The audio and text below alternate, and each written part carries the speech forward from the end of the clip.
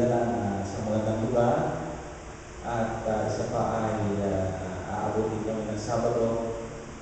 Alam niyo po sa akin bilang isang kaanim na nalabing iglesia ay natutuwa ako sa tuwing ako po ay nakakapunta sa ibang church na hindi ko na pupuntahan. Lahat ko ba nakakaintindi ng Tagalog? Okay, salamat po. Kasi problema tayo dahil hindi talaga ako marunong. Tinuturuan ako ngayon ng Brother Leo kung paano bumati ng Ilocano, pero nalimutan ko na agad. Bicol, Bisaya, ayan, pwede. Pero pagdating sa Ilocano ay problema po, hindi ko talaga alam yan. Sa gabi ito mga kapatid ay mag-aaral po tayo ng maiksi, ano? Pero bago po tayo magpasimula sa ating pag-aaral, ay meron po ako ilang mga katanungan na nais ko pong itanong bago po tayo magsimula. Ang tanging participation po ninyo ay pag nagtatanong ako, ay itataas lang po ninyo ang inyong kamay kung sasang-ayon kayo sa aking tanong. Yan po. Ganito lang po kasimple yan. Unang tanong, sino po sa inyo ang nakakita na sa Panginoong Diyos? Pakitaas po ang kamay.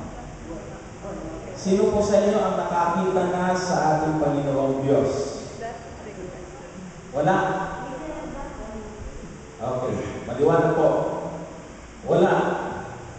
Ang pangalawang pong tanong ay mula noon sa Old Testament hanggang ngayon, may nakakita na ba sa Diyos o wala ba? Meron pa ganun. Hindi sigurado. Sige po. Okay, dalawa. Meron pa akong babasahin talata. Isaiah, Kapitulo 6, talatang 1. Ganito po.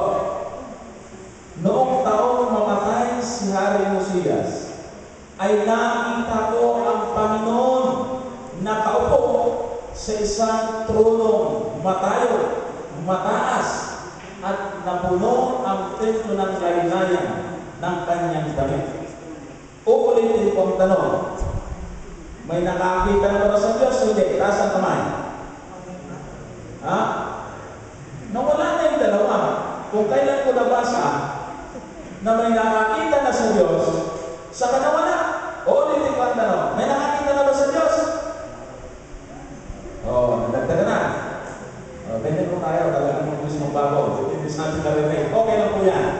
Kasi yan po ang ating paksang pag-aaralan ngayon. Ito po. Naibabasahin pa po akong isang talata na ito po ay natalakay na rin natin sa ating leksyon. Pagkatapos ay magtatanong po ako. Unang Timoteo 6:16. Ito po ang nakalagay. Siya lamang ang walang kamatayan at naninirahan sa liwanag na di malapitan, na hindi nakita ng sino mang tao o makikita man. Sumakaniyo niya nawa ang karangalan at pagkaharing walang hanggan. Tanong ulit. Pag sumasamahin ko yung ang tanong, kauna ang pangalawa. May nakakita na ba sa Diyos? O makikita pa ang Diyos? Taas po ang kamay. Nawala. Kaya ko tinanong yan dahil para wala na ako kayong dahilan para hindi makinig sa akin pong ibabahagi sa inyo. Dahil pag hindi kayo makinig, hindi maalalaman kung ano yung sabihin ng talata. Pag-aralan po natin ang mga talatang ito, mga kapatid. Ang aking pong tatalakayin sa inyo ay ang tungkol sa pagkatawag kay Isaias. Balikan po natin yung binasa ko kanina sa Kapitulo 6 ng aklat ng Isaias.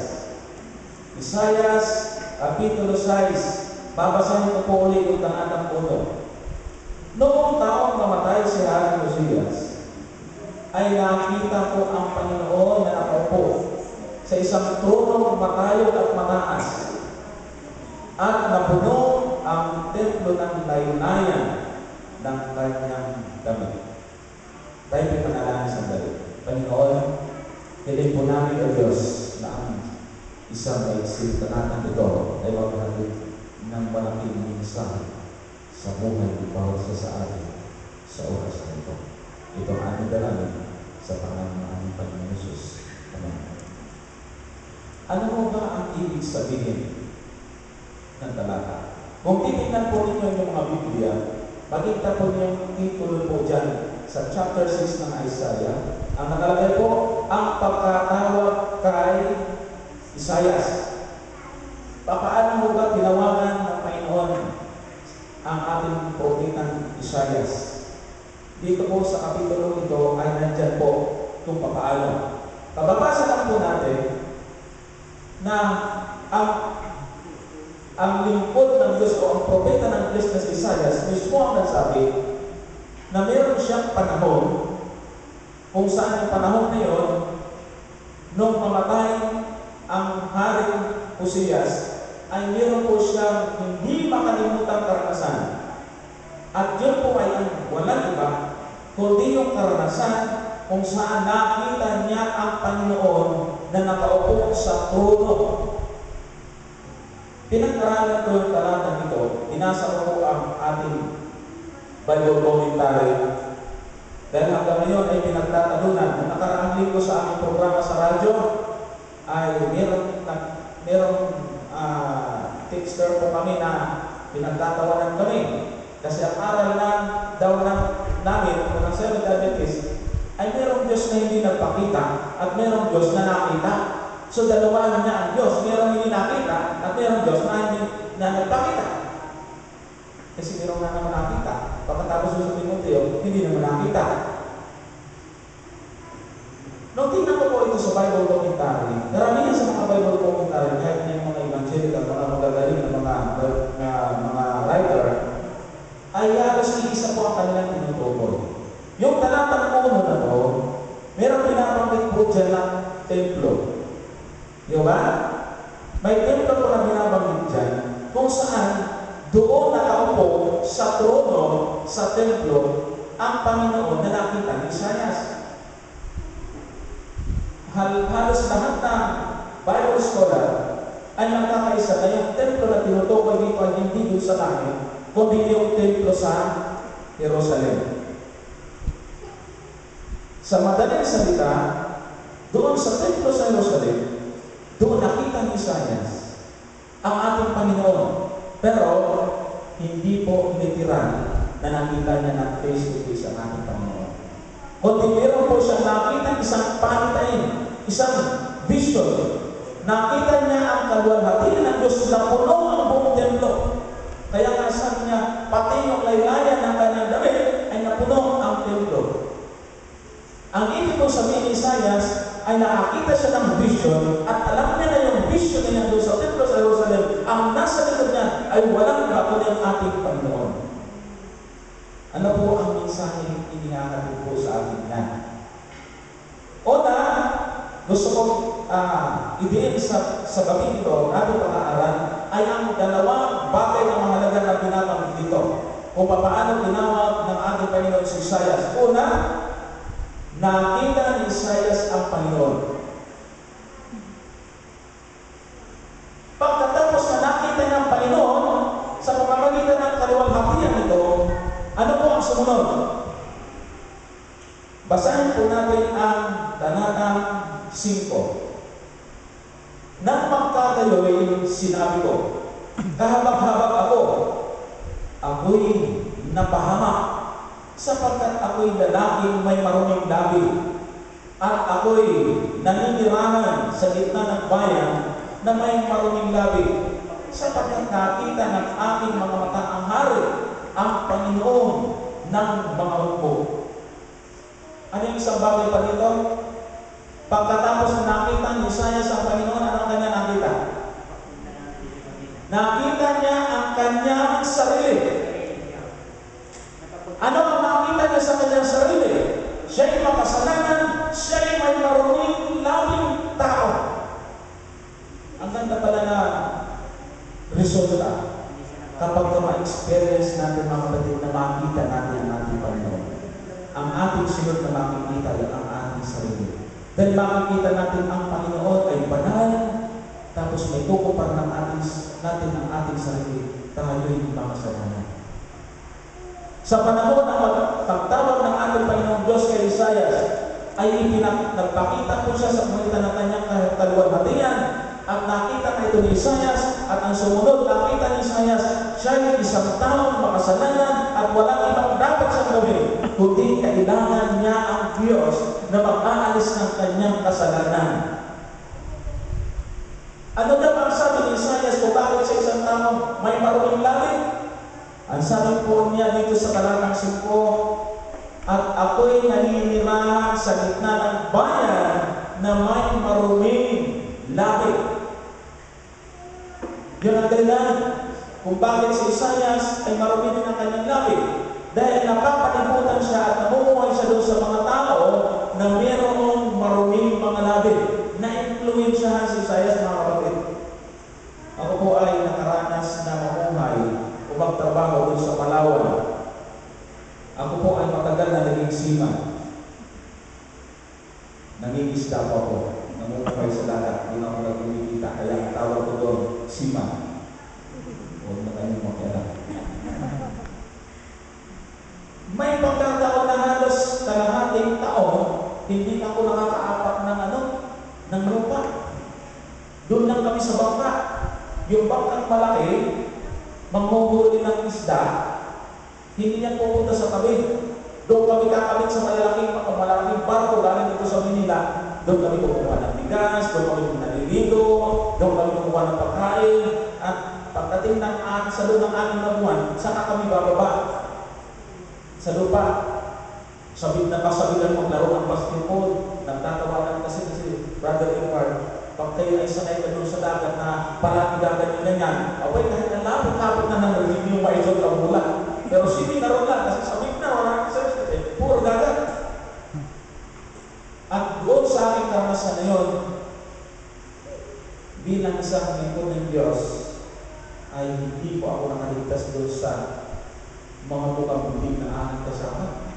Meron silang expression sa kanilang salita na palaging ang dulo ay meron, alam niyo na yun? Diba? Minsan, ganun yung expression ng mga bata ng Maynila. Kung saan yan, yung mura na parang pag nakasanayan mo na, di mo na alam ng pangit pala pakinggan. Di ko napansin. Ba't pagdating ko sa church? Napapagano ako, nagtitingin yung kasama ko kabataan. Yeah. Si Brother Johnson, mura. Kasi nakakalimutan ko. Yan ang aking naririnig habang nagtatrabaho kami doon sa laot. Yan ang aking naririnig. Pati yung bibig ko, nabibigas na rin yung salitang yun na hindi pala dapat. Kaya mabasa ko natin ito, sabi ni Isaias, namumuhay ako. Ako'y mayroong makasananang labi. Bakit? Ang sabi niya sapagkat namumuhay siya sa gitna ng mga tao, ganun ang ugali. Kaya ang kinailangan ni Isaias ay po, lumapit sa ating Panginoon, at ang sabi po ng kasunod na talata, mayroon pong instrumentong ginawa ang Panginoong Diyos sa pamagitan po ng amin. At malandoon, dinalhan ng sabi po dyan, at dinalhan po natin, dinalhan ng uling, yung bibig, pinahiran ang bibig ni Isaias, at naging malinis ang kanyang bibig. Sige, pag-translate na lang po. Yun po, ang isang tao, hanggang hindi niya inaamin na siya'y makasalanan, hindi niya talaga gawin ang humingi ng tao. Tama po ba, mga kapatid? At ang isang tao pala na hindi niya na-experience na makita ang Panginoon, ay hindi niya makita ang kanyang sarili, at ang makita niya ay ang ibang tao. Ito po ang mahalagang mensahe ng 2 talata ito ng kapitulo 6 na ito. Ang karanasan ito ni Isaias ay kinakailangan na maranasan din ng bawat isa sa atin. Tayo mga tinawag ng Diyos. Ano po? Doon sa templo sa Jerusalem, nakita ni Isaias ang ang kaluwalhatian ng Panginoon. Nakita niya, sabi niya, nakita niyo po ang Panginoon. Para sa kanya, kahit hindi mo kanya nakita ang Panginoon, ay na-experience niya na makaharap at makita ang Panginoon Diyos. Nang ibig ko sabihin sa atin yan ngayon, sa templong magandang ito, o sa ating mga iglesia pinagpupulungan upang sumamba sa Panginoon, kinakailangan ay maranasan po natin, mga kapatid, na makita natin ang Panginoon sa loob ng iglesia. Pero mali, ang nakikita ng marami ay ang kamalian ng iba. Bakit? Hindi nila nakikita ang presensya ng Panginoon sa loob ng iglesia. Kaya nga marami po sa atin nakakalungkot. Pagkagaling sa iglesia, iba ang salitang dala-dala paglabas. Mga kapalpakan, mali ng iba, damit ng iba, sinabi ng iba. Hindi po yun ang ibig sabihin ng talaga. Kinakailangan ang bawat sa atin ay ma-experience natin na sa panahon na tayo nandito sa loob ng iglesia ay maramdaman natin sa ating mga sarili na makasama natin ang ating Panginoon at sa paglabas natin sa loob ng iglesia ay maganda ang mga salitang lalabas sa ating mga labi sapagkat naranasan po natin na makasama ang presensya ng Diyos sa loob ng iglesia. Sapagkat pag hindi mo yan natin naranasan, mga kapatid, iba ang bibig na mananatili sa atin. Mananatili marunong ating mga labi kung ano-ano mga salita ating maririnig dyan, mga kapatid. Hindi po pwede na pag hindi mo maranasan at makita ng Panginoon ay hindi maaaring mabago ang ating mga pagiging makasalanan, ang kahinaan ng ating pagkatao ay hindi pwedeng mawala yan. Hindi pwedeng hindi mawala. Kinakailangan yan ay mawala kapag nakita at maranasan natin ang presensya ng Diyos sa tuwing tayo nasa loob ng iglesia. Napakaganda na nakita ni Isaias sapagkat ang maranasan nito na makita ng Panginoon, nakita ng kanyang pagiging makasalanan, humingi siya ng tawad, narito ang kanyang tugon. Sabi po ng talatang 8, at narinig ko ang tinig ng Panginoon na nagsasabi, sinong susugurin ko at sinong hahayo para sa atin na magkagawin. Sinabi ko, narito ako, sugurin mo. Yung po mga karamihan po rito ng mga bisita po ninyo, kasama po ako doon. Kami po ay mga volunteer na Amazing Grace Media Production at ngayon ay volunteer na rin ang Hope Channel. Kasi po yung Amazing Grace Media Production, yan po, dyan kami nag-training. Kaya kami po ay nakasama sa Hope Channel. Naalala ko po doon, nagsisimula kami dyan. Masiglang, masaya kami mag-asawa. Samantalang pupunta kami doon sa CLC, kahit pamasahe ng gasolina, wala. Pero masaya kami. At hindi lang kami. Kundi yung mga kasabahan namin, alam namin na kahit na pamasahe na may pang-gasolina sa aming pulo, ay wala. Pero masaya na naglilingkod kami sapagkat nandun ang aming puso na gusto ko namin maging bahagi sa ministeryo ng aming Panginoon.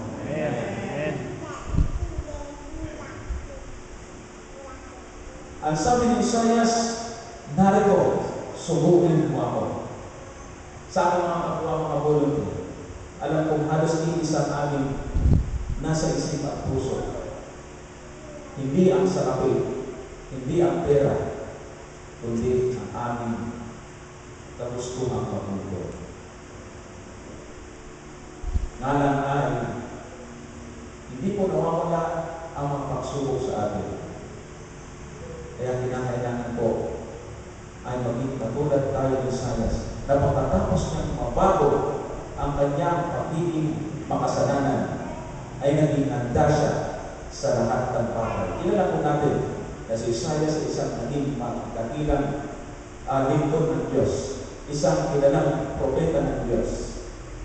At kaya naging epektibo ang kanyang paglilingkod sapagkat napakaganda ng kanyang karanasan sa Panginoon. Ari na mga kapatid, kayo po nandito taga rito sa lugar nito, bawat isa sa atin, na po tayo tinawagan ng Diyos. Narito tayo, hindi lang para ako po dyan, na tayo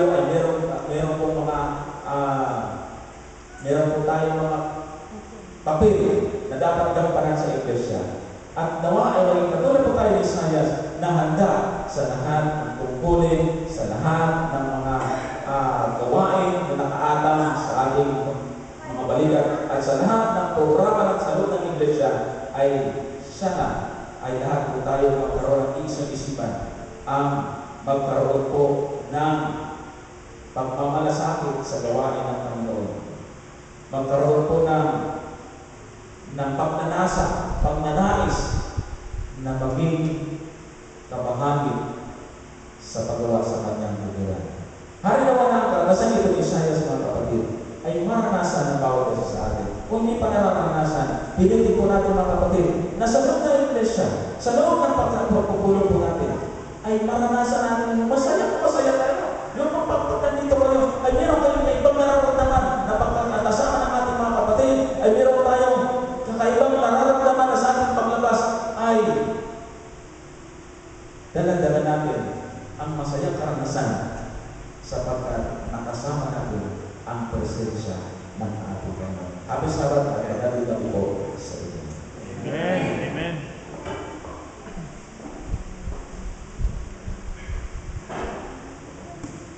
Take my deeds and let them be filled with messages from thee. Take myself and I will be ever only for thee. Ever only for thee. Sa pagtugon po sa ating mensahe na ating napakinggan ngayong gabi ito, sama-sama po natin awitin ang Take My Life and Let It Be, hymn number 211. 211.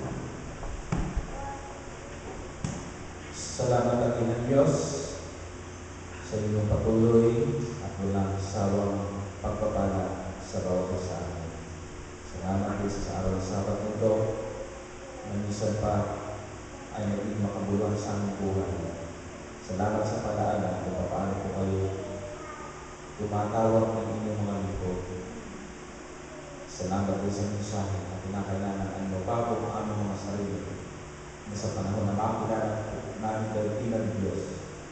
Diyos na banal, ay makita namin ang aming sarili na isang makasalanan at dahil doon ay pinakailangan po namin lumapit sa inyo alang-alang sa kapatawaran ng aming mga kasalanan at upang sa ganun ay inyong malinis at epektibong lingkod inyong susuburin upang humayo sa pupukiran at gumawa sa kaliligtas ng mga kaluluwa na nasa kabuliman.